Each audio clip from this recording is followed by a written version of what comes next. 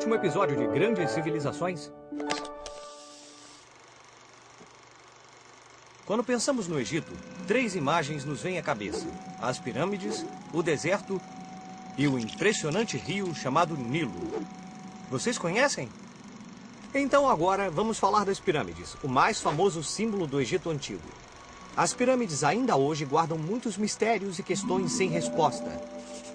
Mesmo os engenheiros modernos têm dificuldade para entender como elas foram construídas. Os faraós egípcios acreditavam que construindo monumentos colossais mostrariam sua grandeza ao longo dos tempos. Cada faraó construía monumentos fantásticos para os deuses ou para si mesmos. As pirâmides eram grandes túmulos construídos para os faraós e eram cheias de objetos valiosos. Isso porque os egípcios pensavam que após a morte encontrariam o deus Osíris, então podiam levar qualquer coisa do mundo material. Assim, muitos faraós decidiram estar bem preparados para esse encontro. Levavam sempre muitos tesouros com eles, porque quanto mais oferecessem a Osíris, mais receberiam na vida após a morte.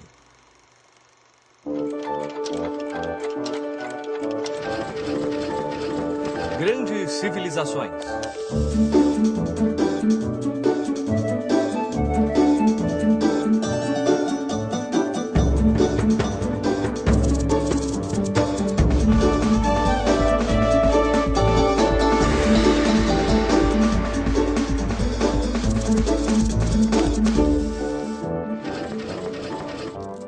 O Antigo Egito, segunda parte.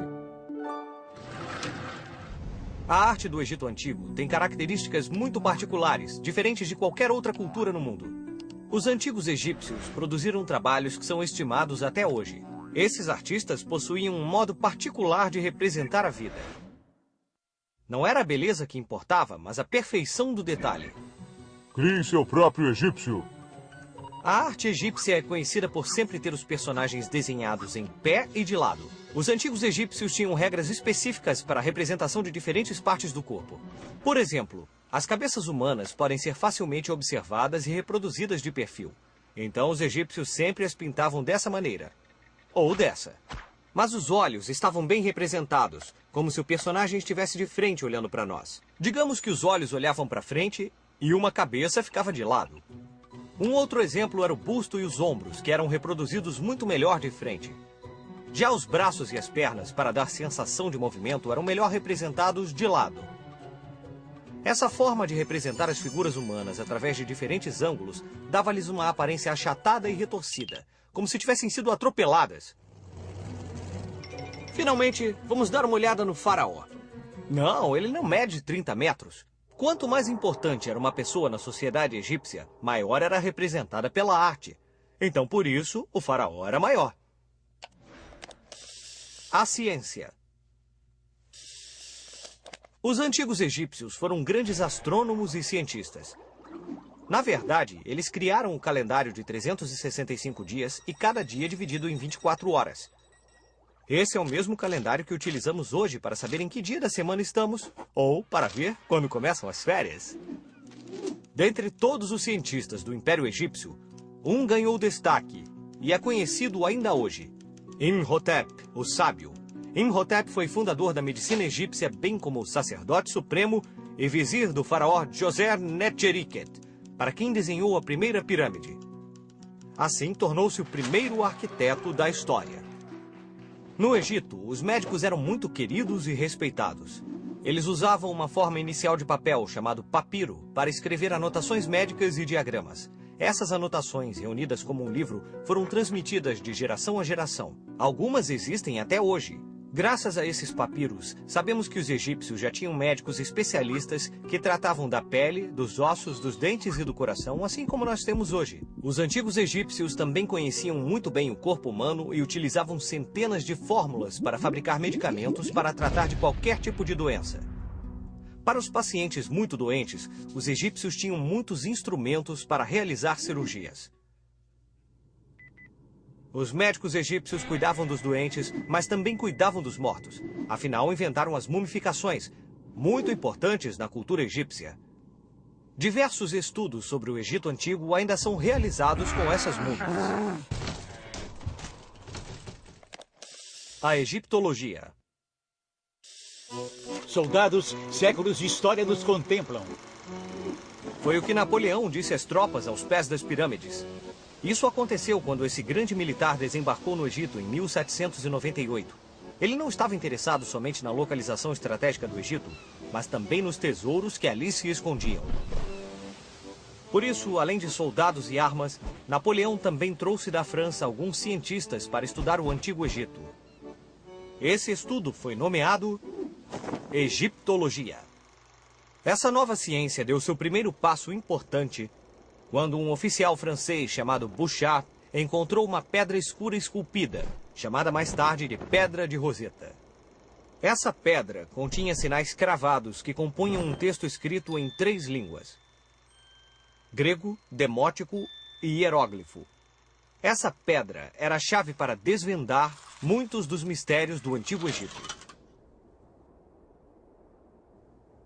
Após muitos anos de estudo da pedra, Jean-François Champollion finalmente decifrou os hieróglifos e afirmou que cada signo correspondia a um som.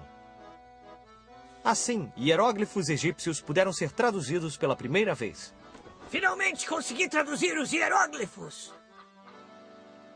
Após muitos anos de estudo, Champollion finalmente pôde descansar. Essa descoberta sobre os hieróglifos logo serviu para decifrar a localização da tumba de Tutankhamon. Esse jovem faraó morreu aos 18 anos. Em 1922, Howard Carter encontrou sua tumba, mais de 3.000 anos após sua morte. Os túmulos dos faraós muitas vezes tinham avisos e maldições escritas nas paredes, mas Howard Carter e sua equipe ignoraram as advertências para o bem da ciência. Mas então, houve um apagão no Cairo.